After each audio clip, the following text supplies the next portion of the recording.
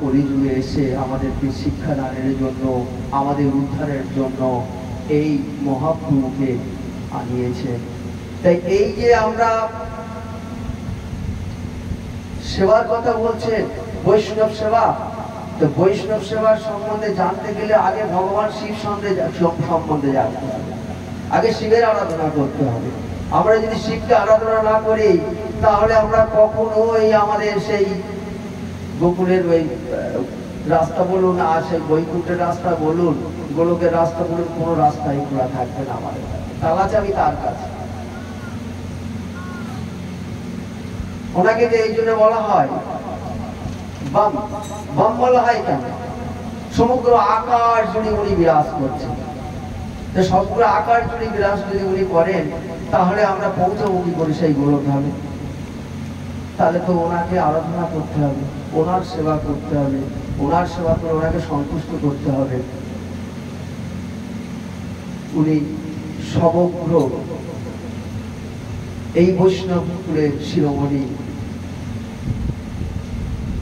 উনি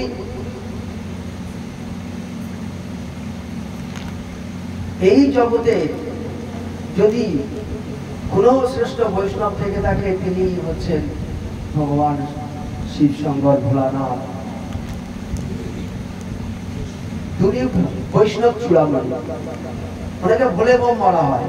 এই যে ভোলে বম কথা বললাম, ভোলে শব্দের অর্থ কি? উনি এই কৃষ্ণ নামে মত্ত হয়ে এমন ভাবে এই ত্রিভুবনের মধ্যে, এই যে আকাশের মধ্যে, এই আকাশের মধ্যে এত ভাবে মানে নিজেকে অন্তর্হিত করে রেখেছে, তাই ওনাকে বলা হয় ভোলে বাবা।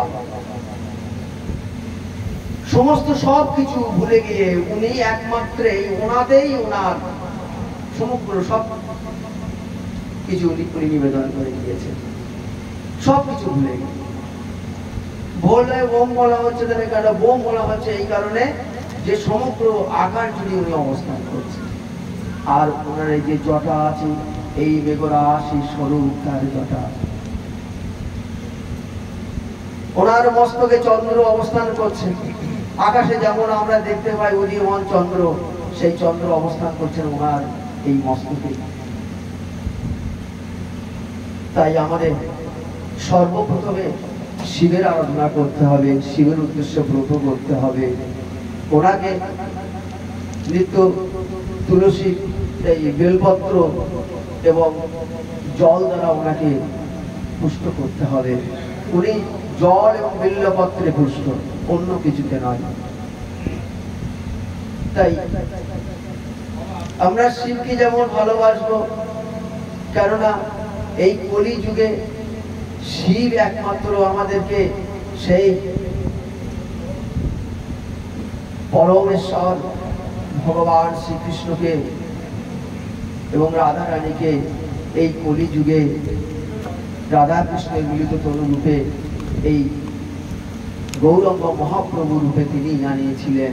তাই সদা সর্বদা আমরা শ্রী শ্রী সীতানাথ অদ্বৈত চন্দ্রকে আমরা প্রণাম করি। জয় জয় শ্রী তাই গৌ সীতানাথ প্রেমানন্দ তাই গৌ করি। বাবা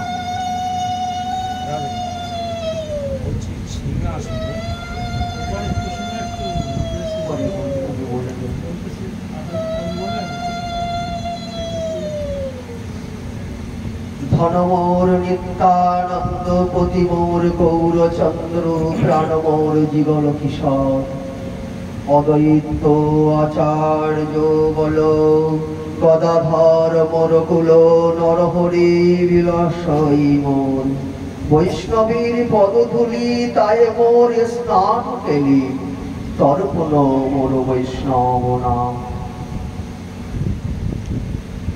বিচার করিয়া মনে ভক্তি রস আস্বাদনে মধ্যস্থ ভাগবত পুরাণ বৈষ্ণবের উচ্ছিষ্ট তাহে মোর মনোনিষ্ঠ বৈষ্ণবের নামেতে উল্লাস বৃন্দাবনের চকুতারা তাহে মোর মন ঘেরা কহে দীন নরোত্তম দাস। এই যে ধর্মর নিত্যানন্দ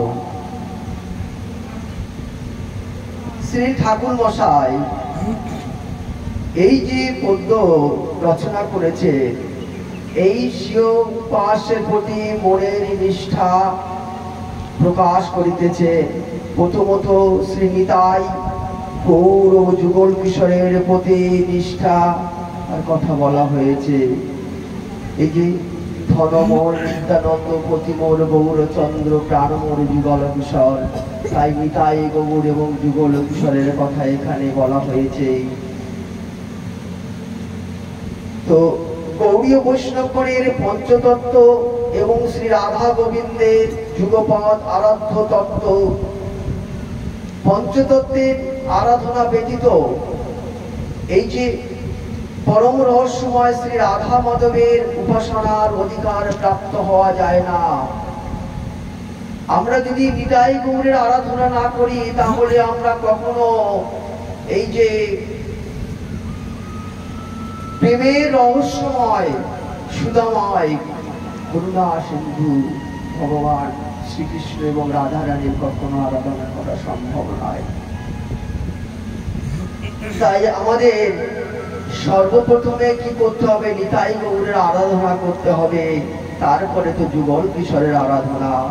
কারণ অন্যান্য যুগে ব্রহ্মা মহেশ্বর আদি দুর্গম ও দুর্লক্ষ যুগল উপাসনা এবং বিশেষ করিতে এই শ্রীমন মহাপ্রভুর করুণা অবদান, এই মহাপ্রভুর করুণার অবদান। তাই শ্রীমন মহাপ্রভুর এই উপাসনায় কলিযুগের যুগল মাধুরী আস্বাদনের একমাত্র উপায়। কলিযুগের যুগল মাধুরীর এই আরাধনার একমাত্র উপায় হলেন গৌরাঙ্গ সুন্দর। তাই শ্রী প্রবোধন সরস্বতী পাদ লিখিয়াছে, যথা তথা গৌর পরারবিন্দে বিন্দতে ভক্তি গীত পুণ্য রাশি, তথা তথা সরপতি ঋক্তকস্মাদ রাধা পদ্ম গৌজৌ সুধারম রাশি। অর্থাৎ পূর্ণ ভক্ত সাধকের শ্রী গৌর সুন্দরের শ্রীচরণে যে পরিমাণে ভক্তির উদয় হইবে, সেই অনুপাতেই তাহার হৃদয়ে অকস্মাৎ শ্রী রাধা রানীর শ্রীচরণ কমল সুধারম রাশি উৎস গীত হইয়া উঠিবে। তাহলে আমরা কি জানলাম?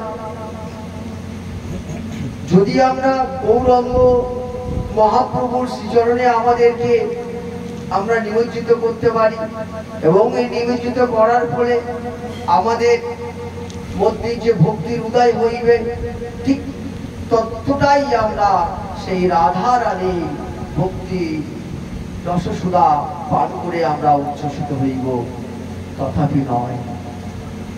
শ্রী ঠাকুর মহাশয় পতিত পরায়ণা পতিব্রতা দৃষ্টান্তে শ্রী শ্রী গৌর গোবিন্দের সরিষ্ঠা প্রকাশ করিতেছে। কিরূপে? পতিব্রতা রমণের প্রতি সেবা নিমিত্ত ধনের প্রয়োজন, ধন না থাকিলে প্রতি সেবা হইবে কিরূপে? আবার পতিব্রতা পতিও যদি জীবিত না থাকে, একান্ত প্রয়োজন, নচে তাহার ধন জীবন সবই ব্যর্থ। ধনও ব্যর্থ, জীবনও ব্যর্থ। যদি পতিব্রতা নারীর কাছে যদি পতি বেঁচে না থাকে, তাহলে তার কাছে ধনের কি বা প্রয়োজন, আর সেই জীবনের বা কি প্রয়োজন? তাহলে একটাই উদ্দেশ্য কি? তাকে জীবদ্দশায় থাকতে হবে। পতিব্রতা নারীর কাছে পতির জীবদ্দশায় থাকতে হবে, তবেই তার প্রতি সেবা সার্থক হবে, তবেই তার ধন উপযুক্ত ক্রিয়াতে লাগবে। সর্বোপরি দেহে প্রাণ থাকা প্রয়োজন। প্রাণ না থাকিলে তার এই যে সেব্যপতি তাহাকে অন্য দ্বারা দগ্ধ করিয়া ফেলিলেন। তাই গৌড়ীয় বৈষ্ণব সাধক যেন পতিব্রতা রমণীর তুল্য হইয়া থাকে। গৌড়ীয় বৈষ্ণব সাধক, এখানে ওই পতিব্রতা নারীর কথা বলা হয়েছে, যেখানে এই রাধা মাধব নেই, যেখানে গৌরাঙ্গ মহাপ্রভু নেই, যেখানে নিতাই চাঁদ নেই, সেখানে আমাদের কিসের ভজন সাধন? সেখানে আমার কিসের বৈষ্ণবতা? সেখানেই বৈষ্ণবতা প্রকাশ করা যায় যেখানে শ্রী গুরুদেবের কৃপায় যে রাধা মাধব এর উপাসনা লাভ করা যায়, সেই রাধা মাধবের উপাসনায় আমাদের জীবন সার্থক হয়। তাই শ্রীমন নিত্যানন্দ প্রভু একমাত্র তাহার ধন। এখানে শ্রীমান নিত্যানন্দ প্রভু তাহার একমাত্র ধন। কাহার? না গৌর সুন্দরের। নিতাই চাঁদের দ্বারাই তিনি গৌরের সেবা করিবেন, অর্থাৎ নিতাই চাঁদের ভক্তি থাকিলে শ্রী গৌরাঙ্গের প্রতি প্রসন্ন থাকিবে। যদি নিতাই চাঁদের প্রতি তার ভক্তি থাকে, নিতাই চাঁদের ভক্তি করলাম না, নিতাই চাঁদ সম্বন্ধে জানলাম না, আমরা নিতাই চাঁদে আকৃষ্ট হলাম না, আমাদের গৌর কৃপা কখনোই হবে না। তাই গৌরের কৃপা লাভ করতে হলে আমাদের নিতাই চাঁদের কৃপা লাভ করা অবশ্যই প্রয়োজন। নিতাই চরণে ভক্তি না থাকিলে কোনো প্রকারে গৌরাঙ্গ সুখী হতে পারে না, এবং নিতাই চরণে যদি ভক্তি না থাকে কখনোই গৌরাঙ্গকে আমরা সুখী করতে পারবো না। গৌরাঙ্গকে সুখী করতে গেলে নিত্যানন্দকে আমাদের আঁকড়ে ধরতে হবে, নিতাই চরণকে আঁকড়াতে হবে, নিতাই চরণকে স্মরণ করতে হবে, নিতাই চরণে নিত্য সেবা দিতে হবে।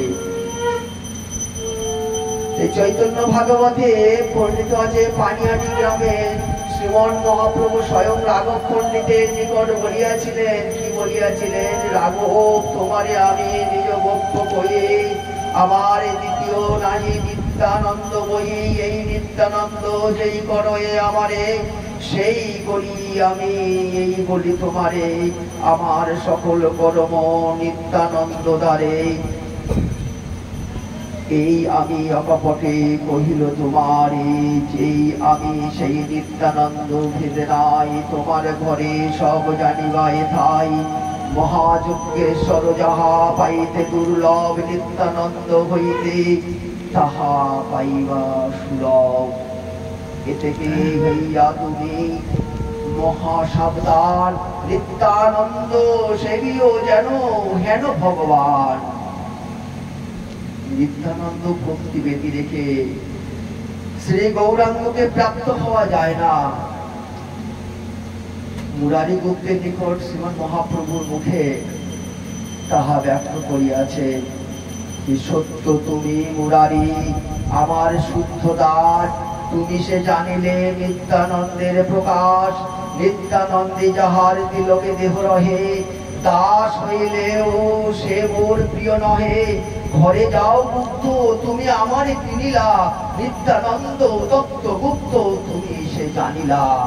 এই যে নিত্যানন্দ তত্ত্ব সম্বন্ধে মানে মুরারি বুদ্ধকে তিনি এই কথা বললেন শ্রীমন মহাপ্রভু। শ্রীমন নিত্যানন্দ প্রভু প্রভুই হচ্ছে গৌরীয় বৈষ্ণব। শ্রীমন নিত্যানন্দ প্রভু গৌরীয় বৈষ্ণব, সাধক রূপ, পতিব্রতা, রমণীর ধন। এখানে যে এই ধনের কথা আমি আগে উল্লেখ করেছিলাম, তো এই ধনকে এই ধনই করে সেই নিতাই চাঁদ। তাই সম্পদের ন্যায় তাকে হৃদয়ে ধারণ করিয়া শ্রী শ্রী গৌর গোবিন্দের ভজন করিতে হইবে। তারপর বলিলেন কি না, এই যে পতিমোর গৌরচন্দ্র, পতিমোর গৌরচন্দ্র অর্থাৎ পতিবিহনে যেমন পতিব্রতা, রমণের বিশ্বশূন্য তদ্রূপ শ্রী গৌরাঙ্গ বিহনে গৌরীয় বৈষ্ণব সাধকের সবই শূন্য। তাহলে ওই ধন হলো নিতাই চাঁদ, আর এই পতি জীবিত প্রতীকী শ্রী শ্রী গৌরাঙ্গ মহাপ্রভু। তাই বলছেন পতিমোর গৌরচন্দ্র। এই গৌরীয় বৈষ্ণবের কাছে একমাত্র পতিব্রতা নারীর কাছে যেমন তার পতি জীবিত পতি হচ্ছে তার কাছে সবকিছু, তেমনি এই গৌরীয় বৈষ্ণবের কাছে এই গৌরাঙ্গ মহাপ্রভুই তার সবকিছু। কেহ কেহ মনে করেন শ্রী গৌরাঙ্গ প্রেমের আশ্রয় তত্ত্ব, প্রেমের আশ্রয় তত্ত্ব গৌরাঙ্গ মহাপ্রভু তিনি ভক্ত ভাবে ব্রজরসার সাধন করিয়াছেন। সুতরাং ব্রজভাবের উদ্দীপনের জন্য তার স্মরণ মনন আদি করিল বিষয় তত্ত্ব রূপে তাকে ভজন করিতে হইবে না। বিষয় তত্ত্ব একমাত্র শ্রী রাধা কৃষ্ণ, বিষয় তত্ত্ব একমাত্র শ্রী রাধা কৃষ্ণ। তাই বিষয় তত্ত্ব রূপে গৌরাঙ্গ মহাপ্রভুকে ভজন করার দরকার নাই। তাহারা শ্রী ঠাকুর মশাইয়ের প্রতিমূল বহুর চন্দ্র এই উক্তিটির মর্ম যেমন প্রণিধান পূর্বক বুঝি দেখিবেন কি পতি ব্যতীত পতিব্রতার উপাস্য তত্ত্ব আর কে আছে? পতি ব্যতীত এক পতিব্রতা নারীর কাছে পতি তার একমাত্র উপাস্য, তাকে নিয়ে তিনি সদা সর্বদা মত্ত থাকে। পতির সেবা কিভাবে করলে পতি সুখে শান্তিতে থাকবে? যদি সেই পতি যদি রোগাক্রান্ত হয় তাকে কিভাবে সেবা করলে সেই রোগ থেকে সে মুক্তি লাভ করবে? এবং রোগাক্রান্ত স্বামীকে অর্থাৎ পতিকে কিভাবে তিনি সেবা করলে তিনি সুস্থ থাকবেন, এই চিন্তা সবসময় করে থাকেন। কিন্তু একজন বৈষ্ণব সাধক কি করেন? তার কাছে এই পতিব্রতা স্বামীর ন্যায় গৌরাঙ্গ মহাপ্রভুই তার কাছে সবকিছু আরাধ্য। এই গৌরাঙ্গ মহাপ্রভু কিসে শান্তি পাবেন? কি করলে উনি আমাদেরকে শান্তি প্রদান করবেন? ওনার সম্মুখে আমাদের কি করা উচিত? এই সমস্ত কর্মে একমাত্র এই বৈষ্ণব সাধকরা পতিব্রতা নারীর মতো তারা ঘোষণা করে থাকেন গৌরাঙ্গ সুন্দর। আমাদের কাছে তাহলে একটা উপাস্য তত্ত্ব কি? গৌরাঙ্গ সুন্দর। তাই গৌরাঙ্গ সুন্দরকে এই উপাস্যের তত্ত্ব হিসেবে যদি আমরা গ্রহণ করে থাকি তাহলে আমাদেরকে সর্বপ্রথমে আমাদের নিতাই চাঁদকে আরাধনা করতে হবে, নিতাই চরণকে আমাদের স্মরণ করতে হবে। নিতাই চরণ স্মরণ বিনা গৌর তত্ত্ব নাহি মেলে। গৌর তত্ত্ব যদি আমরা উপাসনা তত্ত্ব করে থাকি তাহলে আমাদের নিতাই তত্ত্ব আমাদের সর্বাগ্রহে আমাদের জানতে হবে, নিতাই তত্ত্বকে মানতে হবে, নিতাইয়ের সেবা সম্বন্ধে জানতে হবে, কিভাবে নিতাই চাঁদকে তুষ্ট করলে আমরা গৌরব সুন্দরের নিকট আমরা পৌঁছতে পারবো। তো তাই গৌর বৈষ্ণবের ভজনের বিষয় তত্ত্ব যুগপদ পঞ্চতত্ত্ব ও শ্রী রাধা গোবিন্দ। আগেই বলে গেছি যে গৃহে আমাদের সর্বাগ্রে ভজন করতে গেলে আমাদের কি পঞ্চতত্ত্বের চিত্রপট এবং রাধা গোবিন্দের চিত্রপট গুরুদেবের দ্বারা প্রদত্ত, গুরুদেব দ্বারা প্রদত্ত অর্থাৎ গুরুদেব যে চিত্রপট আমাদেরকে যে আলেখ্য পঞ্চতত্ত্বের যে আলেখ্য প্রদান করবেন এবং রাধা গোবিন্দের যে আলেখ্য প্রদান করবেন সেই আলেখ্য সেবা আমাদের সর্বপ্রথম প্রয়োজন। আমরা সরাসরি ওই গোপালের সেবা আরাধনা করতে পারি না। তাই যারা সাবধান হবে, যারা এখনো পর্যন্ত গুরু নির্বাচন করেননি, গুরু সান্নিধ্যে আশ্রয় গ্রহণ করেননি, যারা গায়ত্রী মন্ত্র কোনো কিছুই পাননি, তারা কখনোই কিন্তু গোপালের সেবা দেবেন না, অপরাধ হয়ে যাবে। এতে তাকে তুষ্ট করার বদলে তাকে কিন্তু অসন্তুষ্ট করছেন। হ্যাঁ, তাই সবসময় আমাদের গৌড়ীয় বৈষ্ণবের ভজনের বিষয় তত্ত্ব যুগপদ পঞ্চতত্ত্ব শ্রী রাধা গোবিন্দ। তাই তাহারা রাধা গোবিন্দের ন্যায় পঞ্চতত্ত্বের মন্ত্র গায়ত্রী জপ নাম জপ কীর্তন আদি ধ্যান ধারণা সেবা অর্চনা আদি করিয়া থাকে এবং উপাসনার সিদ্ধিতে সাধনে ভাবিব যাহা সিদ্ধ দেহে পাব তাহা এই রীতি অনুসারে কোনো অচিন্ত শক্তি প্রভাবে সমকালে নবদ্বীপে শ্রীমন মহাপ্রভুর পার্শ্বরূপে এই ব্রজে শ্রীরাধার কিঙ্করী মঞ্জুরি রূপ মঞ্জু স্বরূপে এই যুগপদ উভয় লীলারই রস মাধুরী আস্বাদন করিয়া ধন্য হইয়া থাকেন। তাই জীবশক্তি চিন্ময়ী ভক্তি শক্তির সহায়তায় যত উন্নতর আস্বাদনে রাজ্য প্রবিষ্ট হইতে পারেন ততই তাহার চরম পর্যায়। অর্থাৎ এই জীব শক্তির চিন্ময়ী ভক্তির সহায়তায় জীব শক্তি চিন্ময়ী ভক্তির শক্তির সহায়তা যত আমরা এই উন্নতর অর্থাৎ গুরুদেব প্রদত্ত যে সমস্ত আমাদের গায়ত্রী মন্ত্র আমাদের যে উনি এই যে নবদ্বীপ ধাম এবং বৃন্দাবন ধাম যে সেবার জন্য আমাদের যে সাধক স্বরূপ সিদ্ধ স্বরূপ প্রদান করেছে এবং তিনি যে যোগপীঠ আমাদেরকে প্রদান করেছেন, এই যোগপীঠের সেবা আমরা যত মানসিকভাবে করতে পারবো ততই আমাদের এই জীব শক্তি চিন্ময়ী ভক্তির শক্তি রূপে আমাদের সহায়তা করবে এবং ওই রাজ্যে প্রবেশ করতে আমাদের সহায়তা করবে। তাই আমাদের নিত্য নিশান্ত নিরাশেষে প্রাথমিক রাতে আমরা কি করবো, আমাদের যোগপীঠ সেবায় আমরা আমাদেরকে নিবেশ করব, তারপরে মন্ত্র জপ তপ করে আমরা তারপর বাহ্যিক সেবায় আমরা উপনীত হব। তারা যে নয় আমাদের সেবার অধিকার লাভ করতে পারলাম না, তাহলে আমরা সেবা দেব কি করে? অথচ আমরা ঘরে ঘরে কি করেছি, ছোট বড় কত প্রকারের গোপালেনে আমরা হাজির করেছি, সেবার অধিকার লাভ করতে পারলাম। তা আমরা সেবার অধিকার আমাদের কে দান করবেন? আমাদের গুরুদেব দান। গুরুদেব দান করবেন সর্বপ্রথমে আমাদেরকে দান করছেন কি না, উনি আমাদের মানসিক সেবা দান করেছেন। এই মানসিক সেবা করতে গেলে আগে আমাদের কি গুরু সেবা করতে হবে।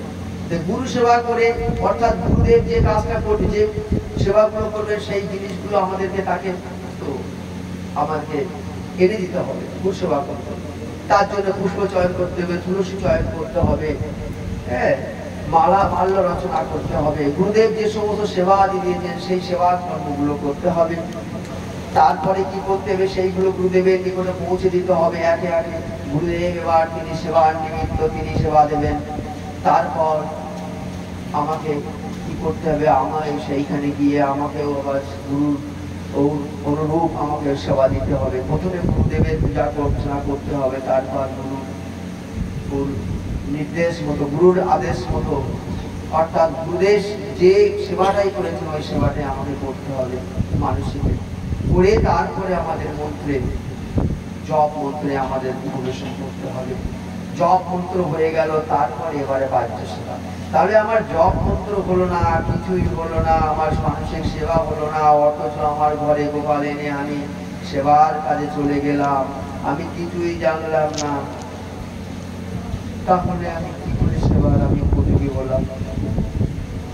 আমি এই জীব শক্তি, আমার শরীরটা জীব শক্তি, আমার মধ্যে যে পরমাত্মা আছে তিনি জীব আত্মা রূপে আছে, অর্থাৎ জীব শক্তি রূপে আছে। এই জীব শক্তিকে আমাকে ভক্তি শক্তি রূপান্তরিত চিন্ময়ী ভক্তি শক্তি, চিন্ময়ী অর্থাৎ এই যে আমরা রাধা কৃষ্ণের নিত্য লীলা আমরা হয়তো এই আমাদের জড় চোখে দর্শন করতে পারি না, কিন্তু ওনারা তো চিন্ময়, ওনারা সদা সর্বদা চিন্ময়। এই চিন্ময়ী ভক্তি শক্তি অর্জন করতে গেলে আমাদের সঠিক গুরু নির্বাচন করতে হবে, গুরু প্রদত্ত আমাদের মন্ত্র এবং সেবা করতে হবে। তারপরে আমাদের সেই শক্তি আমাদের নিজেদের মধ্যে আস্তে আস্তে আস্তে ক্রিয়া করবে এবং সেই শক্তি যখন পূর্ণরূপে ক্রিয়া করবে তখন আমরা সেবার যোগ্য হয়েছি বলে মনে হবে। সেদিন নিজে একদিন এই সেবা করতে করতেই আমরা বুঝতে পারবো যে আমরা ওই সেবা রাজ্যে প্রবেশ করতে পেরেছি কিনা। তাই অতঃপর বলিয়াছেন প্রাণমোর যুগল কিশোর, দেহে প্রাণ না থাকিলে যেমন পতিব্রতার প্রতি ধন সবেই ব্যক্ত, তন্ত্র শ্রী রাধা মাধবের যদি উপাসনা বা ব্রজ রসাস্বাদন ব্যতীত শ্রী গৌর নিত্যানন্দের চরণাশ্রয়। আমরা যদি আবার দেখুন, আমরা যদি শুধু নিতাই গৌরে চরণ আশ্রয় করে থাকি, সেটাও বিফল। এখানে বলছেন ঠাকুর মশাই, কি সুন্দর তিনি কলম দিয়েছেন। তিনি বলছেন যে আমরা শুধু যদি নিতাই গৌরে চরণ আশ্রয় করি, যদি রাধা মাধবের আমরা সেবা অর্চনা না করি, সেবায় না প্রবেশ করি, তাহলে সবই বৃথা। এই জন্য গুরু মহারাজ কি করেন, আমাদের দেখবেন এক বৃন্দাবন লীলা সেবা, একটা প্রথমে আমাদের গৌর গোবিন্দের গৌর নিতাই গৌরের সেবার জন্য তিনি একটা ধাম রচনা করেছেন, আর একটা ধাম রচনা করেছেন যুগল কিশোরের সেবা। তো এই জন্য আমাদের নিতাই গৌরের যেমন সেবার প্রয়োজন, তদ্রূপ আমাদের এই যুগল কিশোরের সঙ্গে সঙ্গে সেবার প্রয়োজন। তা নচেত কিন্তু আমাদের সেবা সম্পূর্ণ হবে না, সবকিছুই বিফলে যাবে। বস্তুত নিষ্কপটে গৌর চরণে আশ্রয় গ্রহণ করিলে শ্রী রাধা রানীর শ্রী চরণ প্রচ্ছটায় শ্রী গৌর ভক্তের হৃদয় সমলোকিত হইয়া উঠিবে।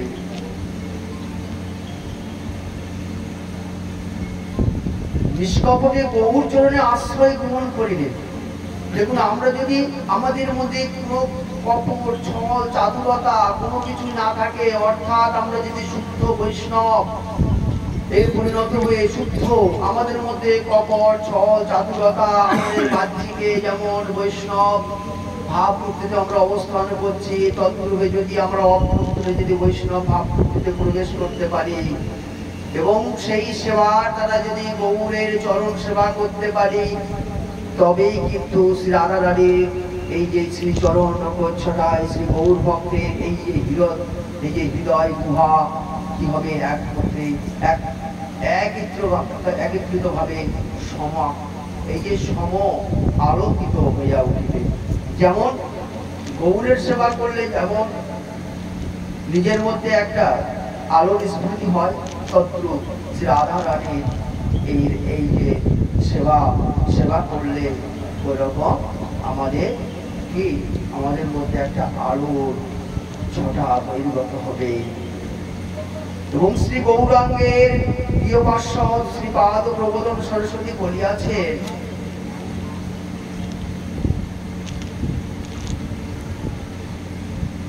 কথা সৌরে গোপীষু পরম প্রেম রস সরস সদিক সদিক প্রাণী নিষ্কপট কৃত ভাবশ্রী ভবিতা পদাবাতস্য লোকৌ সদনুমানেন মনঃ হৃত্য কস্মাৎ শ্রী রাধা পদনঃ মণি জ্যোতিরুদ্গত।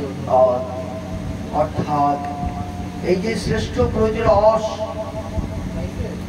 এই যে শ্রেষ্ঠ ব্রজ প্রেমরস, প্রদাতা সাধুজনের একমাত্র প্রাণ স্বরূপ শ্রীকৃষ্ণের গৌর বিগ্রহে কবে আমার নিষ্কপট প্রেম ভক্তি হইবে। সেই নিষ্কপট প্রেমের অলৌকিক সদনুমান দ্বারা কবে বা পশ্চাৎ আমার হৃদয়ে শ্রী রাধা পদনখমণি এই যে জ্যোতি সমুদ্ভাসিত হবে। আবার কেউ কেউ মনে করেন শ্রী গৌরাঙ্গই যখন রাধা কৃষ্ণের মিলিত তনু বিগ্রহ, তখন গৌরাঙ্গের আরাধনা করিলেই তো আমরা রাধা গোবিন্দের আরাধনা আমাদের হয়ে যাবে। তাহলে আমরা আলাদা করে কেন আমরা রাধা গোবিন্দের আরাধনা করব, কি বা প্রয়োজন? তাহারও উল্লেখিত চৈতন্য চৈতামৃতের শ্লোকটি পরিধানপূর্বক বিচার করিয়া দেখিবেন যে শ্রী গৌরাঙ্গদেব ব্রজে সর্বোৎকৃষ্ট শ্রী রাধা কৃষ্ণের উপাসনা ও প্রেম মাধুরী আপামরে দান করিবার নিমিত্ত অবতীর্ণ হয়েছেন মাত্র। তিনি নিষ্কপটে ভাবে তাহার শ্রীচরণ আশ্রয় ঘটিলে ব্রজ প্রেম মাধুরী আস্বাদনের আকাঙ্ক্ষা অবশ্যই অন্তরে জাগবে।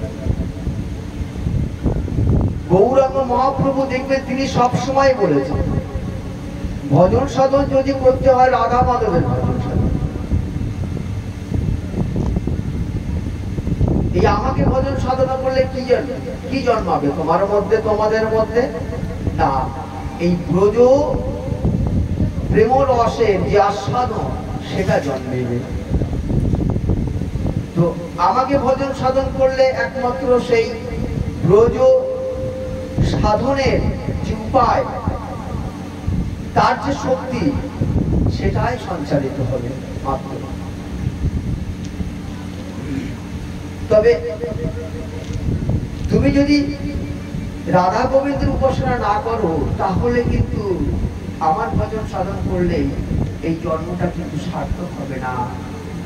তাই নিতাই গৌর ভজনের সাথে সাথে তোমাকে কি করতে হবে না, রাধা মাধবের সেবায় নিয়োজিত করতে হবে।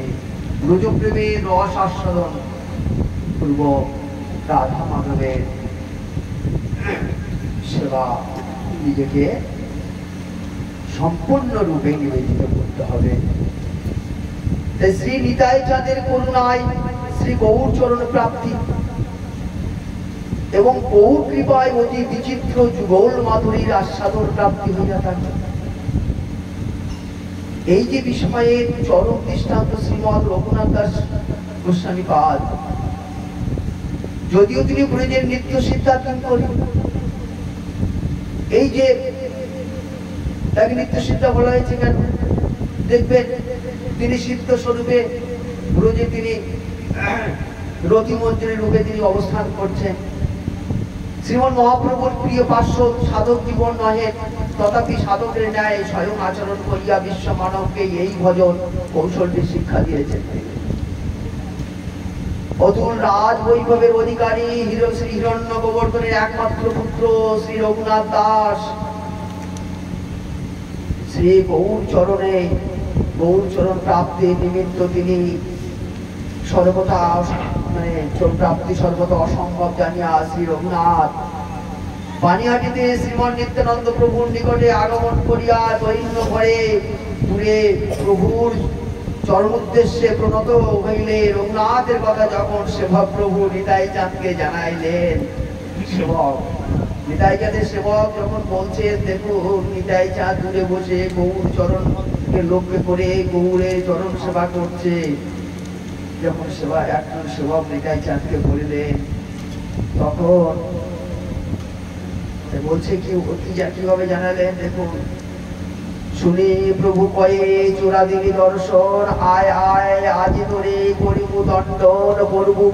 প্রভু বলায়ে দেহ নিকট না করে গমন, আকর্ষিয়া তার মাথে ধরিল চরণ।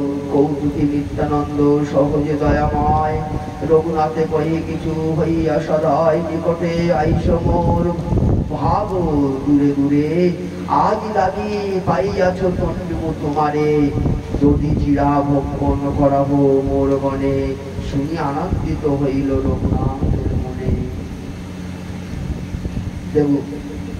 আজ এই যে সরাসরি তিনি গৌর চরণ স্মরণ করলেন নিতাই চাঁদকে বেঁধে রেখে, তাই নিতাই চাঁদ কি করছে? তাকে চোর বলে আখ্যা দিলেন, চোরা বলে আখ্যা দিলেন,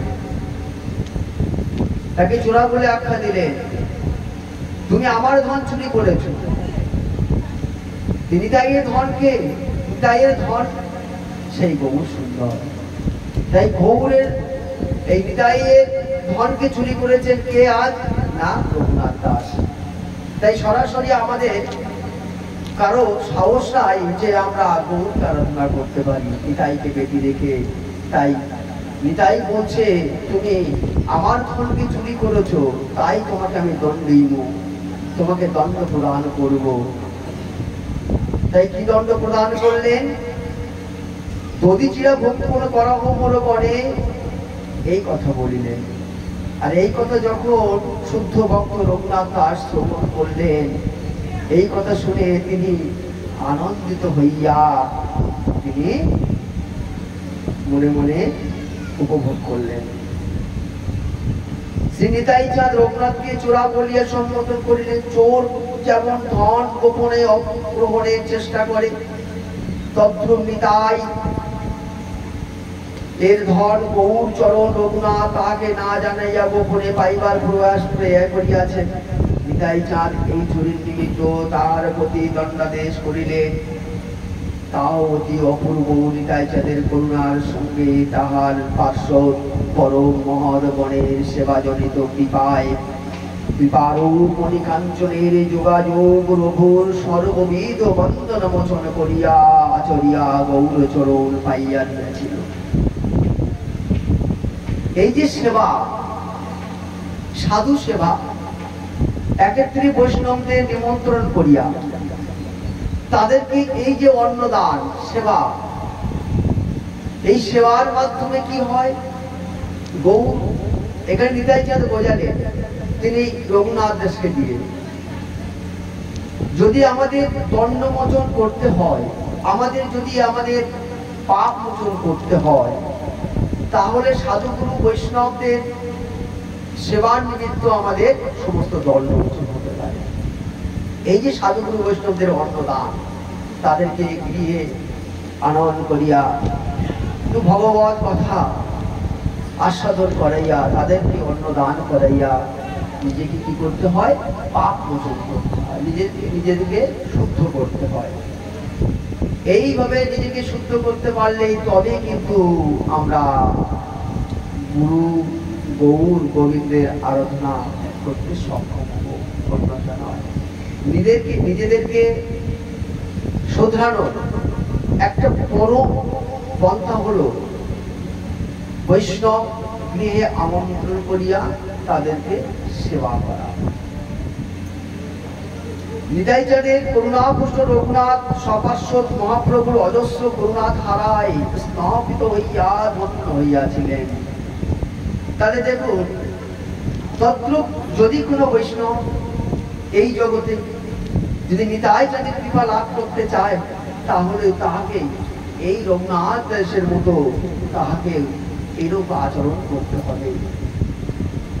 শ্রীমন মহাপ্রভুর অন্তর্ধানে ব্রজে আগমন পূর্ব শ্রী রঘুনাথ ব্রজ মুকুটমণি শ্রী রাধা কুণ্ড আশ্রয় করিয়া শ্রী রাধা পঙ্কজ পদ্ম প্রাপ্তির লালসায় কিভাবে তন্ময় হইয়াছিলেন, তাহার রচিত স্তবানি গ্রন্থ তাহার জ্বলন্ত সাক্ষ্য দিয়া থাকে।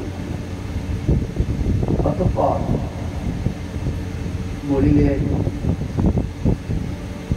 অদ্বৈত আচার্য বল, গদাধর মোর কুল, নরহরি বিলাসইব। এখানে আরো একটি পদ অদ্বৈত আচার্যের কথা বলতে বলেছেন।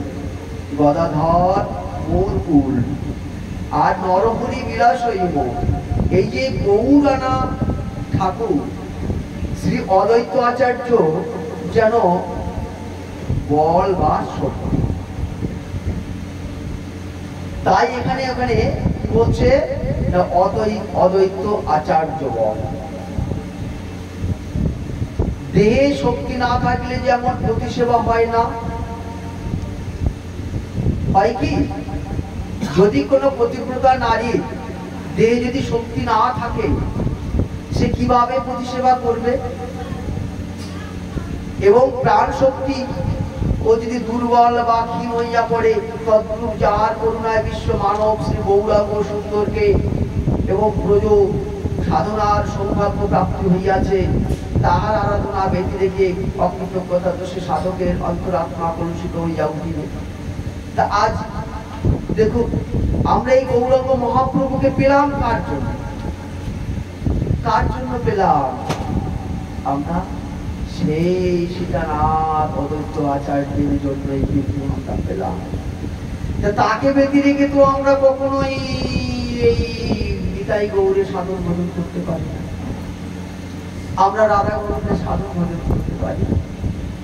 গৌরাঙ্গ নিতাই চরণ পেলাম, গৌরাঙ্গকে স্মরণ করলাম, অথচ অদ্বৈত আচার্যকে আমরা এখন আরাধনা করলাম না, সেটা তো হতে পারে না। আগে তো জানতে হবে এই গৌরাঙ্গ মহাপ্রভুকে এই কলিযুগে এই ধরাধামে কে আনয়ন করলেন, এই শক্তিকে, এই বলকে। এই শক্তি বল হলেন তিনি আর কেউ নয়, তিনি অদ্বৈত আচার্য। দোষে সাধকের অন্তরাত্মা কলুষিত হইয়া উঠিবে, তিনি গৌ কৃপা ও ব্রজ প্রেম কিছুই লাভ করিতে সমর্থ হইবে না, যদি অদ্বৈত আচার্যকে বাদ দিয়া যদি কেউ রাধা কৃষ্ণ বা গৌরাঙ্গের চরণ সেবা করে থাকে। তাই কি সুন্দর দেখুন ঠাকুর মশাই কি সুন্দর বর্ণনা করে যে পঞ্চতত্ত্বের সেবা কেন করতে হবে। পঞ্চতত্ত্বের সেবা আগে, তারপর রাধা গোবিন্দের সেবা। কি সুন্দর তিনি ব্যাখ্যা করলেন। শ্রীমন মহাপ্রভু শ্রীমুখে শ্রীরূপ সনাতনের প্রতি বলিয়াছে এই প্রসঙ্গে, প্রেম ভক্তি পাঞ্চা যদি করো এখনে, তবে ধরি পড়ো ওই অদ্বৈত চরণে। ভক্তির ভান্ডারে শ্রী অদ্বৈত মশাই, অদ্বৈতের কৃপায় সে কৃষ্ণ ভক্তি পায়। শুনিয়া প্রভুর আজ্ঞা দুই মহাজনে দণ্ডবাদ পড়িলেন অদ্বৈত চরণে। জয় জয় শ্রী অদ্বৈত পতিত পাবন, মই দুই পতিদের করহে মচন। প্রভু বলে শোনো শোনো আচার্য গোসাই, কলি যুগে এমন বিরক্ত ছাট নাই। রাজ্য সুখ ছাড়ি কাথা করঙ্গ লইয়া, মথুরায় থাকেন কৃষ্ণ নাম লইয়া। আমায় কৃষ্ণ ভক্তি দেহই দোহরে, জন্ম জন্ম যেন আর কৃষ্ণ না পাশরে। ভক্তির ভান্ডারি তুমি বিনে, তুমি দিলে কৃষ্ণ ভক্তি কৃষ্ণ ভক্ত কৃষ্ণ কারে। সুতরাং এই গৌর বৈষ্ণবগণের শ্রী গৌর কৃষ্ণ সেবার মূল শক্তি শ্রী অদ্বৈত আচার্যের আরাধনা একান্ত অপেক্ষিত। তাহলে গৌর গোবিন্দের আরাধনা করতে গেলে আমাদেরকে সদা সর্বদা এই অদ্বৈত আচার্যের আরাধনা আমাদের আপেক্ষিত। তারপর তিনি আরো বলিলেন কি, গদাধর মোরকুল, গদাধর মোরকুল অর্থাৎ ব্রজের ঠাকুর স্বয়ং ভগবান শ্রীকৃষ্ণ শ্রী রাধার ভাব মাধুরী আস্বাদনের লোভে রাধা কান্তি ভাব অঙ্গীকার করিয়া গৌর হইলেন। তিনি এই যে রাধা ভাবকান্তি অঙ্গীকার করিয়া তিনি এই কলিযুগে গৌর হইলেন। শ্রীমতী রাধা রানী নিজ প্রেরণাদের অভিলাষ পূর্তি নিমিত্ত তাকে ভাবকান্তি দিয়া পৃথক একটি প্রকাশে গদাধর রূপে সতত শ্রী গৌরাঙ্গের নিকটে থাকিয়া ব্রজেন্দ্র নন্দনের তাহার ভাবমাধুরী আস্বাদন কার্যটি প্রত্যক্ষ অনুভব করিয়া আনন্দে আত্মহারা হইলেন। সেই গৌর শক্তি গদাধরের আরাধনাতেই সাধক গৌর কৃষ্ণ আরাধনার উপযোগী শক্তি লাভ করিয়া শ্রী গৌর গোবিন্দ সেবা মাধুরী আস্বাদনে ধন্য ও কৃতার্থ হইতে পারে। পতিব্রতা যেমন সর্বতভাবে কুলের মর্যাদা রক্ষা করিয়াই পতির আরাধনা করিয়া থাকে, তদ্রূপ ভক্ত সাধক গৌর শক্তি শ্রী গদাধর তত্ত্বে যথাযোগ্য মর্যাদা রক্ষা করিয়াই শ্রী গৌরাঙ্গের আরাধনা করিবেন। গৌরাঙ্গের আরাধনা করতে গেলে একটা কুলের মর্যাদা রক্ষার প্রয়োজন। বলি না আমরা কোন কুলের বধূ, তাহলে সেই কুল রক্ষা করতে গেলে যেমন পতিব্রতা নারীর পতির আরাধনা প্রয়োজন, কুল রক্ষা করে তারা পতির আরাধনা প্রয়োজন, তদ্রূপ এই ভক্ত সাধক গৌর শক্তি গদাধর তত্ত্বে যথাযোগ্য মর্যাদা রক্ষা করিয়াই কিন্তু গৌরাঙ্গের আরাধনা করা প্রয়োজন। কারণ এই রাধারানীর একটি শক্তি স্বরূপে তিনি কিন্তু এই কলিযুগে তিনি গদাধর রূপ ধারণ করে এসছেন। তিনি সর্বথা গৌরাঙ্গের বামে অবস্থান করত, তিনি তাকে সেবা উপযোগী করিয়া রাখিয়াছেন। তো আবার কেউ মনে করেন কি গদাধর মরকুল, গদাধর মরকুল, এই যে বাক্যে শ্রী ঠাকুর মশাই স্বীয় মন্ত্র গুরুকুলের এবং গুরু পরম্পরার পরিচয় দিয়া থাকেন। শ্রী যদুনাথ দাস কৃত শ্রী গদাধর শাখা নির্ণয়ামৃত গ্রন্থে লিখিয়াছেন শ্রী গৌর শক্তি শ্রী গদাধর পণ্ডিত গোস্বামীর মন্ত্র শিষ্য শ্রী লোকনাথ গোস্বামী, শ্রী লোকনাথের মন্ত্র শিষ্য শ্রী নরোত্তম। এই যে গদাধর শাখা, কারণ এই যে গুরু পরম্পরা, এটা এই যে গদাধর মোরকুল এই কথা বলা হয়েছে, কুল শব্দের অর্থ হচ্ছে আমাদের পরম্পরা বলতে যায়। আমরা কোন পরম্পরাতে অবস্থিত? এই যে গদাধরের এই পরম্পরা, অর্থাৎ এই পরম্পরায় আমাদের গুরু পরম্পরা এবং আমাদের শিক্ষা গুরু পরম্পরা বলুন এবং মন্ত্র গুরুর পরম্পরা বলুন, সেই পরিচয় দিয়ে থাকেন এই গদাধর। তাই গদাধর মোরকুল এই বলি আছে। তারপর আরো বলিলেন কি নরহরি বিলাসই মন, নরহরি বিলাসই মন। নরহরি সরকার ঠাকুর সতত আমার হৃদয়ে বিহার করেন। তাই পঞ্চতত্ত্বের মধ্যে শ্রী গৌরাঙ্গ, নিত্যানন্দ, শ্রী অদ্বৈত, এই যে তিনটি, এটা হচ্ছে ঈশ্বর তত্ত্ব, গদাধর শক্তি তত্ত্ব, আর শ্রীবাস এখানে ভক্তি তত্ত্ব।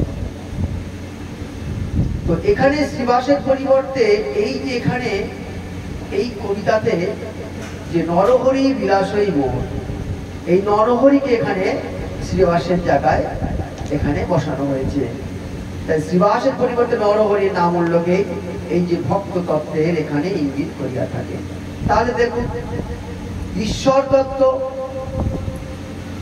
আর শক্তি তত্ত্ব এবং ভক্ত তত্ত্ব, এই নিয়েই হলো পঞ্চতত্ত্ব।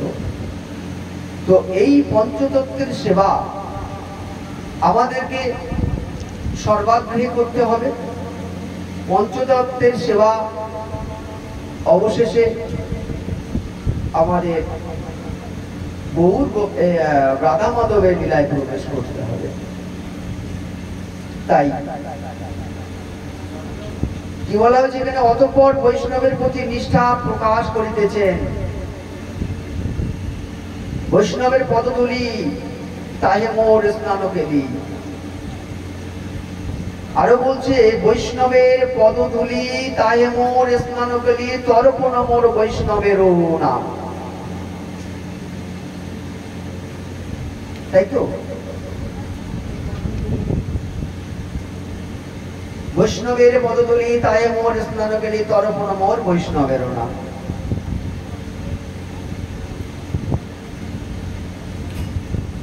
শ্রী বৈষ্ণব করে শ্রী চরণ রজে অভিষিক্ত না হইলে যে শ্রী ভগবানের রতিমতির উদয় হইতে পারে না, ইয়া সর্ববিদান্ত সার শ্রীমৎ ভাগবত এই পুনঃপুন বর্ণিত হইয়া আছে। আমরা যতই যাই করি না কেন, আমরা যদি বৈষ্ণবের চরণ রজে যদি নিজেকে যদি অভিষিক্ত না করতে পারি, আমাদের মধ্যে যদি দ্বন্দ্ব অহংকার থাকে, কেন আমি প্রচুর অর্থ সম্পদের মালিক, আমি সামান্য ভিখারি একটা বৈষ্ণবের চরণে কেন মাথা নোয়াবো, কেন ওই পদরজ আমি মস্তকে আমি ধারণ করব? এই অহংকার যদি আমাদের মধ্যে থাকে, তাহলে কিন্তু কখনোই আমাদের এই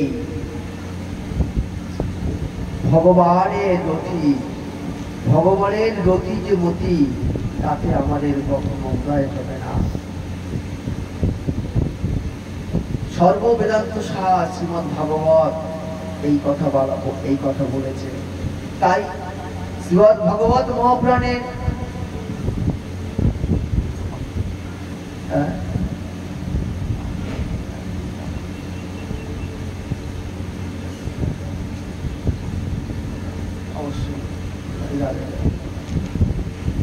তো ভক্ততত্ত্বের কথা অর্থাৎ বৈষ্ণব তত্ত্বের কথাই কিন্তু এখানে আরাধনা করা হচ্ছে, বলা হচ্ছে বারে বারে। এখানে একজন বৈষ্ণবের নাম না করে এখানে সমগ্র বৈষ্ণবের কথা বলাই হচ্ছে। তো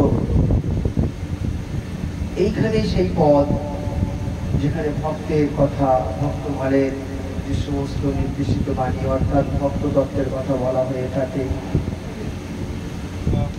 যারা ভগবানের চরণ ধন্য এই সমস্ত ভক্ত, যারা সদা সর্বদা ভগবানের শ্রী চরণ কমলে নিজেকে সবসময় নিয়োজিত করে রেখেছেন, সেই সমস্ত ভক্তের চরণ রসকেই বলা হয় বৈষ্ণব চরণ রস। তা সেই ভক্ত চরণের রসে যদি আমরা অভিষিক্ত না হইতে পারি, তাহলে কিন্তু আমরা ভগবানের অতিমতি কখনো লাভ করতে পারবো না। শ্রীমান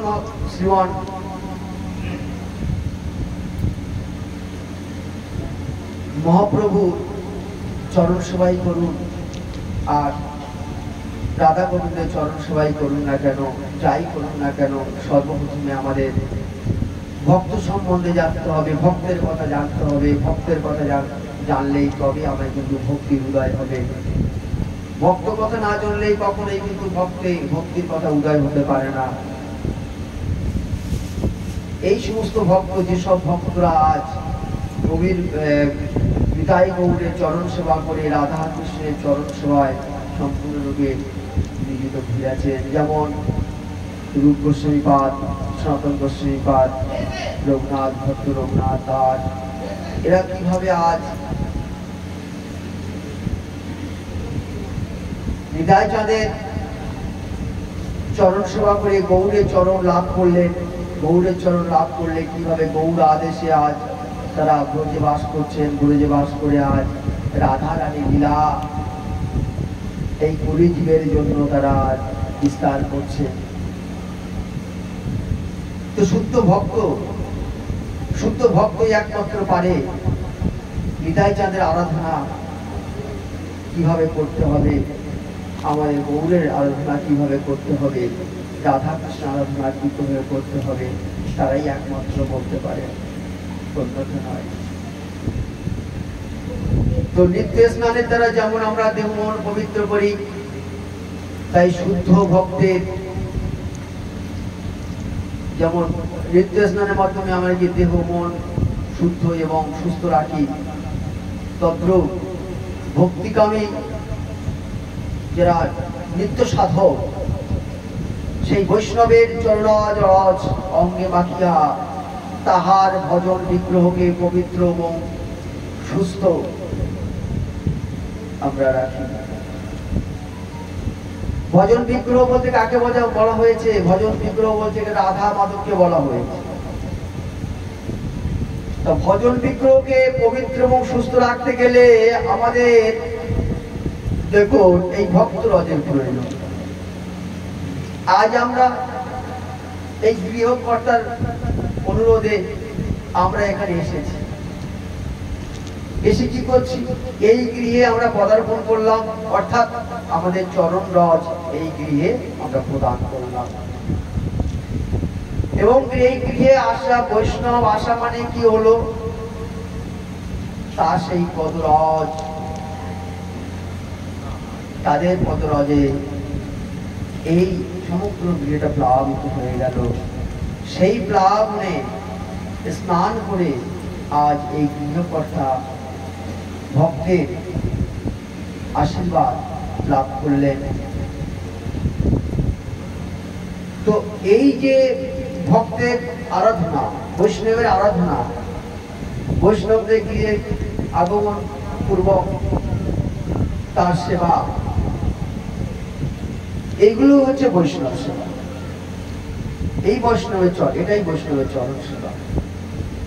বৈষ্ণবের এই চরণ সেবা করলে কি হবে, বৈষ্ণবের আশীর্বাদ, এই বৈষ্ণবের আশীর্বাদটাই হলে বৈষ্ণবের চরণ। এই বৈষ্ণবের আশীর্বাদ যে ব্যক্তি পেয়ে থাকবে তিনি একমাত্র ভজন বিগ্রহকে পবিত্র এবং সুস্থ রাখতে পারবেন। আমরা যেমন নিজের মন এবং এই দেহকে সুস্থ রাখি, তার জন্য কি করি, আমরা ডাক্তারের কাছে যাই। আমরা ডাক্তারের কাছে যাই, ডাক্তারের কাছে গিয়ে আমরা বিভিন্ন রকম ট্যাবলেট খেয়ে থাকি এবং এই দেহকে সুস্থ রাখার জন্য। তদ্রূপ এই যে আমরা যে ভজন করছি, যার ভজন করছি, নিতাই গৌর রাধা মাধবের যে ভজন করছি, এই বিগ্রহ গুলিকে পবিত্র রাখা এবং সুস্থ রাখা, এর জন্য প্রয়োজন আমাদের ভক্ত রজে। আমরা যত ভক্ত রজে আমরা প্লাবিত করবো আমরা নিজেদেরকে, ততই আমরা এই শ্রী বিগ্রহ অর্থাৎ আমাদের যে ভজন বিগ্রহ, সেই ভজন বিগ্রহকে আমরা শুদ্ধ অর্থাৎ পবিত্র এবং সুস্থ রাখতে পারব। কেলি শব্দ এখানে ব্যবহার করা হয়েছে। কেলি শব্দ প্রয়োগের দ্বারা কি মহান আনন্দ বা মনের সুখ, এই সেবা। কেলি মানে আনন্দ, এক কথায় বলা যেতে পারে। অর্থাৎ মহাসুখে বা মহানন্দে উহা সেবন করিতে হইবে, ইহা বোঝাইতে এখানে কেলি শব্দ ব্যবহার করা হয়েছে। এই যেমন তাহাতে যেমন লেশ মাত্র ঘৃণা, লজ্জা ও সংকোচাদের উদয় হয় না, যদি আমরা ভক্ত রজে যদি স্নান করে যদি আমাদের মনের মধ্যে যদি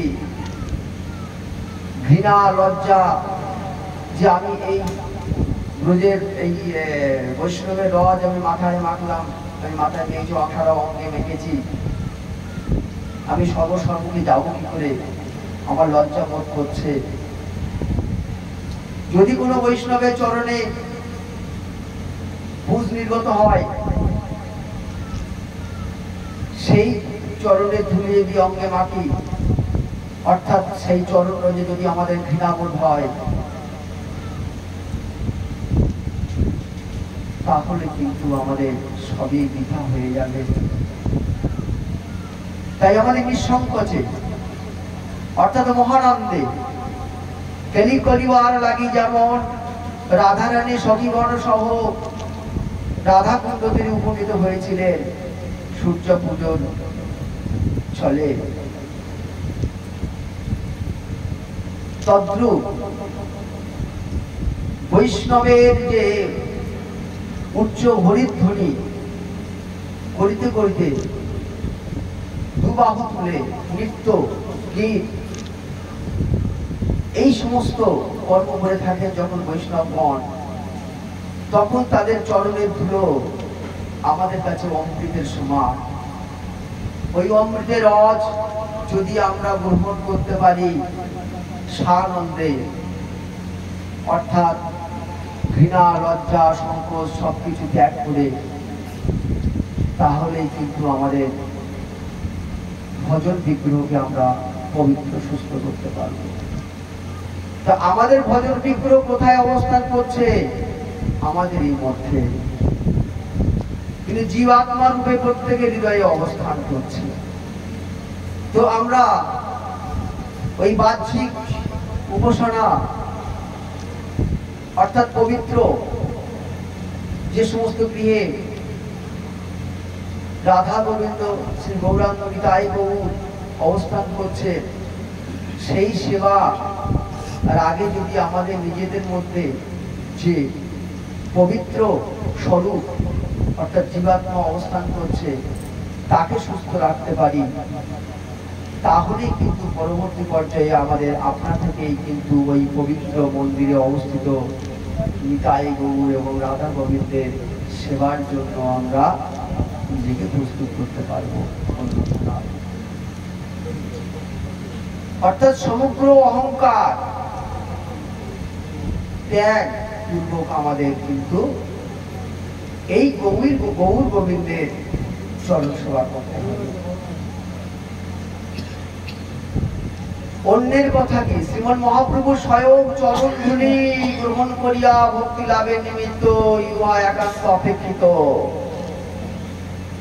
তিনি বিশ্ব সাধকগণকে, যারা এই বিশ্বের সাধক অর্থাৎ বৈষ্ণবগণকে তিনি শিক্ষা দিয়েছিলেন। সাধকরা যারা নিতাই গৌরের ভজন সাধন করছেন, যারা ভগবান রাধা গোবিন্দের ভজন সাধন করছেন, তারাই হচ্ছেন এই বিশ্ব সাধক। তাই ভগবান গৌরসূত্র বলতে যারা বিশ্ব সাধকগণ তাদেরকে কিভাবে শিক্ষা দিয়েছেন, তিনি নিজে আচরণ করিয়া তিনি এই নাম মাধুরীতে নিজেকে আপ্লুতি করিয়া ধুলে গড়াগড়ি দিয়া এই ব্রজের রজের আস্বাদন করিয়া তিনি এই বিশ্ব সাধকগণকে শিক্ষা দিয়েছেন। তর্পণ মোর বৈষ্ণবের নাম, তর্পণ। এই তর্পণ মনুসংহিতায় পিতৃযজ্ঞকে তর্পণ বলা হয়ে থাকে। তো পিতৃঋণ শোধের নিমিত্ত পিতৃ তর্পণের বিধান দিয়েছেন মনুসংহিতা। যাহারা ভক্তি পথাশ্রয় পূর্বক ভগবৎ চরণে শরণাগত হইয়াছেন, তাহারা কখনোই দেব ঋষি পিতাদিগের ঋণ থাকেন না। আমরা অনেক সময় বলে থাকি না, এইটুকু একটা বালক, সে আজ দেখো ভগবানের সেবার জন্য ব্রজে চলে এসেছে, পিতা মাতাকে সেবা না করে, কোনো দেবতার ভজন সাধন করলো না, কাউকে সাধন ভজন করলো না, সে ব্রজে চলে এসে ভগবানের সেবা নিয়ে। তা বলছে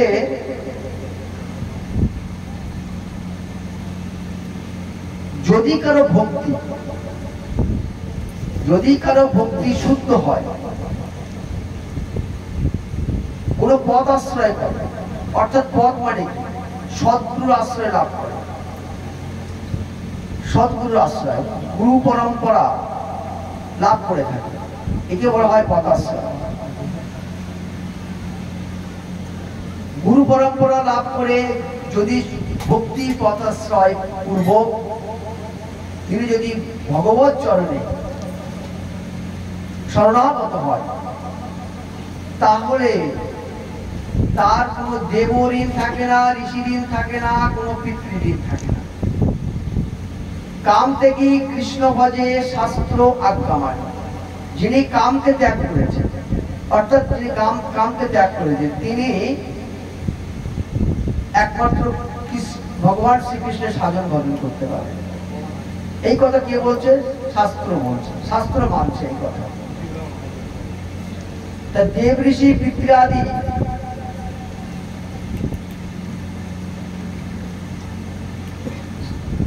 এই যে ঋণের কথা বলা হয়েছে, দেব ঋষি পিতৃআদিকের প্রভু নহে ঋণী, যদি সে শুদ্ধ ভক্তি মার্গে উপনীত হতে পারে, অর্থাৎ তিনি যদি ভক্তি পদাশ্রয় লাভ করে, অর্থাৎ সদ্গুরুর আশ্রয় লাভ করে ভক্তির পন্থা অবলম্বন করে শুদ্ধ ভক্তিকে লাভ করতে পারে, তবেই কিন্তু তিনি এই ভক্তি মার্গে উপনীত হয়ে ভগবান চরণের দিকে সমর্পিত করে ভগবানের চরণ সেবা সমকামী হতে পারে। তো এক্ষেত্রে দেব ঋষি পিতৃদি প্রভুতারে ঋণ নাহি। তো শ্রীমদ্ ভাগবতে মহর্ষি করভাজন বিদেহরাজ নিবের নিকট বলিয়াছেন যে দেবর্ষি ভূতাপ্তরিণাং পিতৃণাং ন কিঙ্কর নায়কেনি চরাজন সর্বাত্মনা য শরণং শরণং গত মুকুন্দ পতিবিত্তৌ কর্তুম। অর্থাৎ হে রাজন, যে ব্যক্তি কৃত্যাকৃত্য কর্ম পরিত্যাগ পূর্বক কর্তুম, অর্থাৎ যে ব্যক্তি কৃত্যাকৃত্য কর্ম পরিত্যাগ পূর্বক সর্বতোভাবে শরণ্য শ্রী মুকুন্দের শরণ গ্রহণ করিয়াছে, তিনি আর দেবতা ঋষি ভূত ও পোষ্য কুটুম্বাদি বা পিতৃপুরুষগণের নিকট ঋণী থাকেন। আমরা অনেকে দোষ দেব, পিতা মাতার সেবা করলো না, আত্মীয় পরিজনের সেবা করলো না, দেব ঋষিগণের সেবা করলো না, সে ভগবান সেবা করছে, ভগবানের সেবা করছে। এটা কি করে হয়? ভাগবত বলছে এখানে যে ভক্তিপূর্বক, যে ব্যক্তি ভক্তিপূর্বক সমস্ত কর্ম পরিত্যাগ করেছে, এই জন্য বলে যে কৃত্যার্থ কর্ম পরিত্যাগ পূর্ব সর্বতোভাবে, অর্থাৎ সম্পূর্ণ রূপে এই যে প্রকৃতির জড়দেহ সম্পূর্ণ রূপে তিনি সাধক স্বরূপে এবং সিদ্ধ স্বরূপে, যিনি নবদ্বীপ লীলায় এবং ব্রজলীলায় সম্পূর্ণভাবে নিমজ্জিত করতে পেরেছেন, অর্থাৎ সর্বতোভাবে শরণ্য শ্রী মুকুন্দের শরণ গ্রহণ করিয়াছেন, তাকে কোন দেবতা, কোন ঋষি, ভূত, মানে এই আমাদের যে সমস্ত জীব, আমাদের ভূত বলা হয়, পোষ্য কুটুম্ব এবং পুরুষাদি বর্গ, তাদের কাছে কখনোই তিনি ঋণী থাকেন না। এতে আরো কি হয়? এতে এই দেবতা ঋষি ভূত কুটুম্বাদি পিতৃপুরুষগণ তারা আরো আনন্দ পান। তাই যেগুলো একটি বৈষ্ণব অবতীর্ণ হন, সেই বংশের পিতৃলোক মহানন্দে নৃত্য করিয়া থাকে। তারা কখনো বলে না যে তুমি আমাদেরকে পিতৃঋণ শোধ করবার জন্য তর্পণ না করে তুমি ভগবান এর শরণাপন্ন হয়ে গেলে। তারা সদা সর্বদা কি বলেন যে ধন্য তুমি, ধন্য তুমি, আজ তোমার ধন্যে আমরাও ধন্য। তোমার পুলকিত নয়নে তুমি যেমন ভগবানকে দর্শন করছো, আজ তোমার নয়নের দ্বারা আমরাও আজ ভগবানকে দর্শন করতে পারছি। তাই আমরা ধন্য, তাই আমরা ধন্য। তোমার কর্মের ব্যাখ্যা আমরা কখনোই করতে পারবো না। তাই আজ আমরা মহানন্দে নৃত্য করছি। নিত্যন্তি স্বর্গে পিতরৌ বিনীতে সাঙ্গচে সংকুলে বৈষ্ণব নর নামধেয়। অতএব শ্রী ঠাকুর মশাই বললেন, বৈষ্ণবের নাম কীর্তনই আমার একমাত্র পিতৃতর্পণ। একজন শুদ্ধ বৈষ্ণবের কাছে পিতৃতর্পণ কি হয় না, শুদ্ধ বৈষ্ণবের কাছে এই যে শুদ্ধ নাম, নাম সংকীর্তন, নাম হরে কৃষ্ণ কৃষ্ণ কৃষ্ণ হরে হরে, হরে রাম রাম রাম হরে হরে। এই যে হরে, এই হরা থেকে হরি, হরা থেকে হরে, এই সম্বোধনে হরে। এই হরেটাকে রাধিকা শক্তি, তাই শক্তিকে অগ্রে প্রকাশ করলেন তারপর কৃষ্ণ, তারপর রাম, এইভাবে আবার শেষে তিনি আবার শক্তিকে আশ্রয় করে তিনি এই যজ্ঞ অবস্থান করছেন, সংকীর্তন যজ্ঞে। এই যে নাম করছি আমরা নিত্য, আমরা কিন্তু মহাযজ্ঞ করছি সর্বসময়। এই মহাযজ্ঞে অবস্থান করলে আমাদের কি করতে হবে? মহাযজ্ঞকালে আমাদের কি করতে হয়? আমাদের গৌর গোবিন্দের লীলা স্মরণ করতে, তার লীলায় স্মরণ করাটাই হচ্ছে এই মহাযজ্ঞের কারণ। তা যতই আমরা তার এই লীলা স্মরণ করব, ততই আমরা আমাদের এই আত্মার উন্নতি সাধন করতে আমরা পারব, অন্যথা নয়। তো এই নাম কীর্তনে এই যে রামের কথা বলে, যে রাম কি সেই পরশুরাম, সেই পিতাজিতের রাম না, ইনি হলেন স্বয়ং রাধারমণ। সেই বৃন্দাবনের রাধারমণ জি হলেন সেই রাম, যে রাম এখানে সংকীর্তন রূপে অবতীর্ণ হয়েছে। অতঃপর বলিলেন, বিচার করিয়া মনে ভক্তি রসাস্বাদনে মধ্যস্থ ভাগবত পুরাণ। তা আমরা যাই করি না কেন, এই যে আমাদের মধ্যস্থকারী যদি কেউ থেকে থাকে, গৌর গোবিন্দ, এই রাধা গোবিন্দ, তাই গৌর রাধা গোবিন্দের এই মধ্যস্থকারী যদি কেউ থেকে থাকে, সেটা হচ্ছে এই বেদব্যাস পরিণীত ভাগবত মহাপুরাণ। অর্থাৎ মনে বিচার করিয়া দেখা যায় যে, তাহলে বোঝা যায় যে সর্ব বেদান্ত সার শ্রীমদ ভাগবতে ভক্তি রস আস্বাদন ব্যাপারে মধ্যস্থ, এবং এটি সালিশ, অর্থাৎ সমস্ত বিবাদ সমস্যা সমাধানকারী, সর্ব নিরপেক্ষ ও সার্বভৌম প্রমাণ। তাই মহামণি বেদব্যাস বলিয়াছেন, অর্থ অয়ং ব্রহ্মসূত্রাণাং ভরতার্থ বিনির্ণয়। অর্থাৎ গায়ত্রী ভাষ্য রূপ অসৌ বেদার্থ করি বৃহঙ্গিত পুরাণাং সাম রূপ সাক্ষাৎ ভগবদ তুলিত। অর্থাৎ শ্রীমদ ভাগবত ব্রহ্মসূত্রে প্রকৃত অর্থ নির্ণায়ক শাস্ত্র। আমাদের যদি অর্থ নির্ণায়ক শাস্ত্র থেকে থাকে, সেটা হচ্ছে ভাগবত গ্রন্থ। এটি ব্রহ্মসূত্রের নির্ণায়ক। আমরা যে ব্রহ্মের নিকট উপনীত হব, একমাত্র ভাগবত গ্রন্থই আমাদের কিন্তু ব্রহ্মের কাছে পৌঁছে দিতে পারে। এই ভাগবত গ্রন্থই কিন্তু আমাদের শুদ্ধ ভক্তের নিকট পৌঁছে দিতে পারে। প্রথম স্কন্ধ থেকে অষ্টম স্কন্ধ পর্যন্ত দেখবেন সমস্ত সবকিছু ভক্তের কথা এখানে আলোচনা করা হয়েছে। ভক্ত ভরতের কথা বলা হয়েছে, ভক্ত প্রহ্লাদের কথা বলা হয়েছে।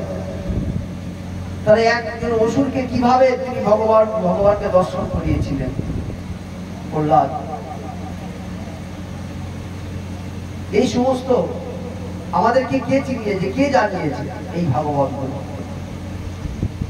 আমরা ভাগবত গ্রন্থকে বেঁধে রেখে আমরা ভগবানকে আরাধনা করতে পারি না। ভাগবতকে জানতে হবে, ভগবতকে চিনতে হবে, তবেই কিন্তু একজন শুদ্ধ ভক্ত হতে পারবেন, অন্যথা নয়। আমরা শুদ্ধ ভক্ত পরিণত হতে গেলে আমাদের ভাগবত গ্রন্থ সঠিকভাবে অধ্যয়ন করতে হবে। অন্যান্য গ্রন্থ তো পরের কথা, আগে ভাগবত গ্রন্থ, আগে সঠিক শিক্ষাগুরু নির্বাচন করে অধ্যয়ন করতে হবে।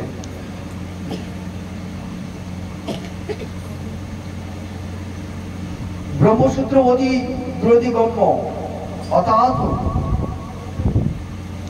ব্রহ্ম জিজ্ঞাসা জন্মদাস্যত শাস্ত্র জনিতাৎ তত্ত্ব সমন্বয়াৎ। এই সমস্ত যে সূত্র, এই সূত্রের প্রকৃত তাৎপর্য কি? কোন গভীর উদ্দেশ্য লইয়া ব্রহ্মর্ষি বেদব্যাস এই সূত্র প্রণয়ন করেছেন। গভীর উদ্দেশ্য, সেই গভীর উদ্দেশ্যটা তাই তাহা লইয়া কোথায় যেতে হবে? মহানুভাব আচার্যগণের মধ্যে মত বৈষম্য দেখা দিয়েছে।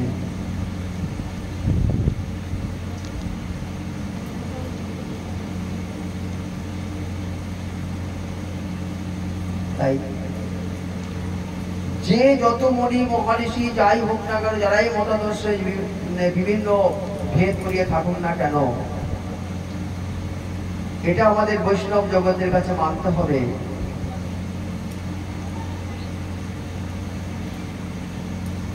যে পরমার্থ বিষয়ে দিগ্ভ্রান্ত সাধারণ মানব কোন অর্থ লইয়া প্রকৃত সত্যের পথে চলিবে। তাই সূত্রকর্তা মহামণি বেদব্যাস বলিতেছেন শ্রীমৎ ভাগবত বেদান্ত প্রকৃত অর্থ গ্রন্থ। আমাদের বেদান্ত অর্থ গ্রন্থ হচ্ছে ভাগবত।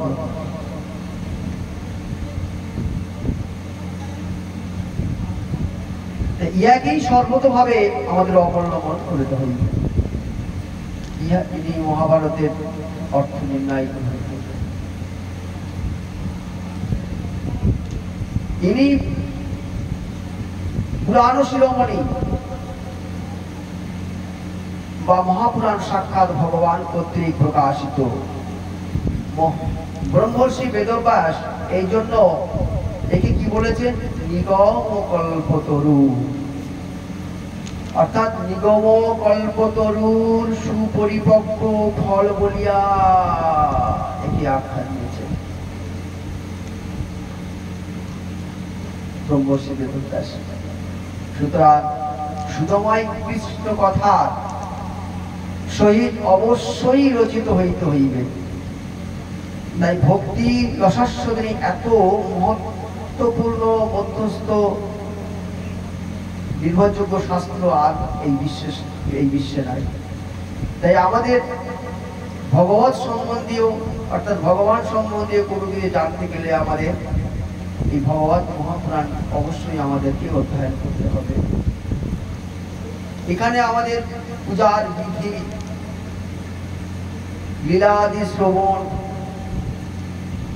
কীর্তন, আস্বাদন সবকিছু এখানে নিরূপণ করা হয়েছে। শেষে আরো বলিলেন ঠাকুর মশাই কি? বৈষ্ণবের উচ্ছিষ্ট তাহে মোর মনোনিষ্ঠ। বৈষ্ণবের উচ্ছিষ্ট তাহে মোর মনোনিষ্ঠ। বৈষ্ণবের নামেতে উল্লাস। বৈষ্ণবের উচ্ছিষ্ট মানে কি?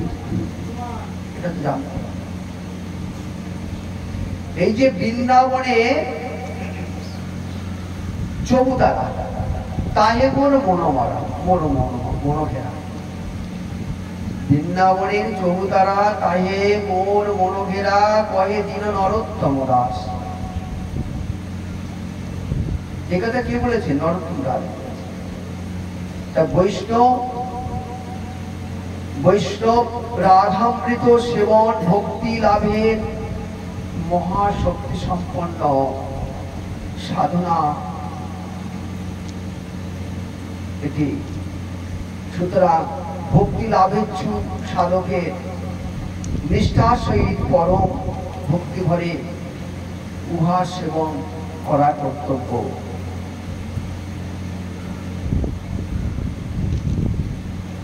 তাই বলছে তাতে বৈষ্ণবের ঝুটা খাও ছাড়ি ঘৃণা লাজ, যাহা হইতে পাবে নিজ বাঞ্ছিত সব কাজ। কৃষ্ণের উচ্ছিষ্ট হয় মহাপ্রসাদ নাম, আর ভক্ত শেষ হইলে মহাপ্রসাদ ব্যাখ্যা। কি সুন্দর ব্যাখ্যা!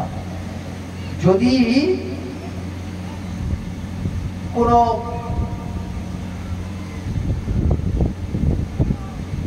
ভুক্ত দ্রব্য যদি ভগবান শ্রীকৃষ্ণ গ্রহণ করে থাকেন, সেটা হয় মহাপ্রসাদ। আর সেই মহাপ্রসাদ যদি কোনো ভক্ত গ্রহণ করে থাকে, সেটি হয় মহাপ্রসাদ। তাই ভক্ত পদধূলি আর ভক্ত পদ জলে ভক্ত ভুক্ত অবশেষে তিন মহাবল। এই তিন সেবা হইতে কৃষ্ণ প্রেমা হয় পুনঃ পুনঃ সর্বশাস্ত্র কারিয়া কয় তাতে বারবার কই শুনো শুদ্ধ ভক্তগণ বিশ্বাস করিয়া করয়ে তিন সেবন। তাহলে কি ভক্ত পদধূলি, ভক্ত পদজল আর ভক্ত ভুক্ত, এই তিনটে জিনিস। এই তিনটি জিনিস হচ্ছে আমাদের সব থেকে মহাবল। আমাদের যদি বল কিছু থেকে থাকে তাহলে এই তিনটি আমাদের বল। আমরা যদি ভক্তের পদধূলি যদি আমরা না গ্রহণ করি তাহলে কিন্তু আমাদের ভগবৎ চরণ লাভ হবে না। ভক্তের পদজল যদি আমরা না গ্রহণ করি, আমরা মস্তকে ধারণ করি না, আমরা যদি না গ্রহণ করি তাহলে কিন্তু আমাদের সিদ্ধ সাধন লাভ করতে পারবো না। ভক্ত ভুক্ত অর্থাৎ ভক্ত যেটা গ্রহণ করছে, ভক্ত কোন জিনিস গ্রহণ করেন? ভগবান শ্রীকৃষ্ণের গৌর গোবিন্দের শ্রীচরণে নিবেদিত যে অবশেষ সেটি ভক্ত গ্রহণ করে। এটিকেই বলা হচ্ছে ভক্তের ভুক্ত। এই ভক্তের ভুক্ত হলো মহামহাপ্রসাদ। এই ভক্তের ভুক্ত যদি আমাদের গ্রহণ করার ইচ্ছা না জাগে, যে ও নিজ জাতি, ও আজ ভগবানের নাম করছে, ও তো নিজ জাতি, বেড়েছে ভুক্ত, আজ ওর ভুক্ত অবশেষ আমি গ্রহণ করব। এই যে অজ্ঞানতা, এই অজ্ঞানতাই হচ্ছে আমাদেরকে পরমাত্মা থেকে দূরে সরিয়ে দেয়, আমাদের দূরে সরিয়ে দেয়। ভক্তকে কখনো ভেদ জ্ঞানে দর্শন করতে না, কখনোই ভেদ জ্ঞানে দর্শন করতে না। সে মুচি হোক, বেতর হোক, বৈশ্য হোক, শূদ্র হোক, কৈত্র হোক, ব্রাহ্মণ হোক, যাই হোক না কেন, ভক্তের কাছে সবাই সমান। ভক্ত কখনো আলাদা স্বরূপ হতে পারে না। ভক্তের একটাই স্বরূপ, সেটা হলো বৈষ্ণব। যার মনে প্রাণে দিবারাত্র কৃষ্ণ নাম জাগরিত, যে মহানামের মধ্যে ভগবান শ্রীকৃষ্ণের লীলামৃত দর্শন করতে পারেন, যিনি কৃষ্ণ নাম করছেন, এই নামের মধ্যে, এই নাম মহিমায় তিনি ভগবান শ্রীকৃষ্ণের লীলা দর্শন করছেন, দিব্য লীলা দর্শন করছেন, শ্রীহরি বহু সুন্দরের লীলা দর্শন করছেন, তিনি শুদ্ধ ভক্ত, তিনি প্রকৃত ভক্ত। সেই ভক্তের রস, ভক্তের চরণের জল, সেই ভক্তের ভুক্ত অবশেষ, এটি আমাদের কাছে ভক্তির এক অভূতপূর্ব জিনিস। এটি গ্রহণ করলে আমাদের মধ্যে ভক্তির সঞ্চার হয়, শুদ্ধ ভক্তির সঞ্চার হয়।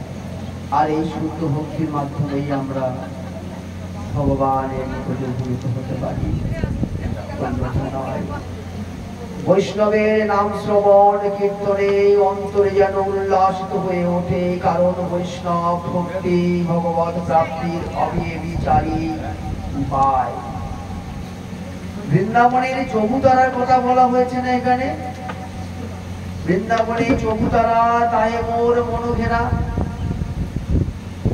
এই যে চবুতারা, এই চবুতারা বর্তে সখী শ্রী রাধা মাধবের মিলন স্থান মহাযোগপীঠের কথা বলা হয়েছে।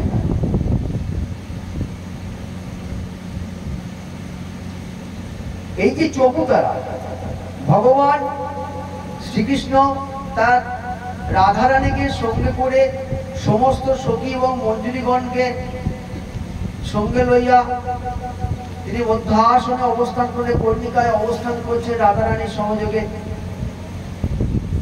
এটি হচ্ছে চৌতারা।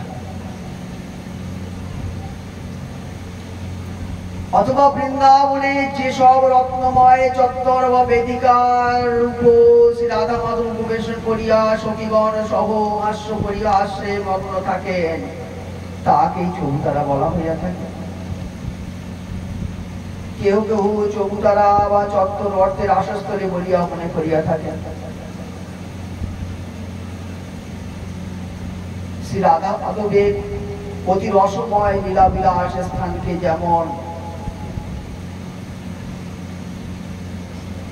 মন সতত ঘিরিয়া থাকে, অর্থাৎ তথা হইতে অন্যত্র নিবিষ্ট হয় না। ভরা ভরা পাটও ভরা, এই যে ভরা পাটও দেখা যায়, তাহাতে অর্থ হইবে মন। এই যে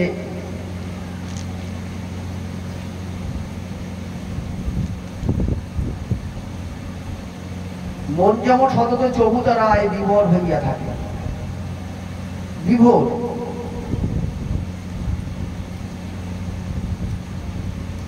এখানে বলছেন নর্তন ঠাকুর মশাই, এখানে বলছে সাধককে এই যে চৌতারা তাই মন মনোঘেরা, অর্থাৎ একজন সিদ্ধ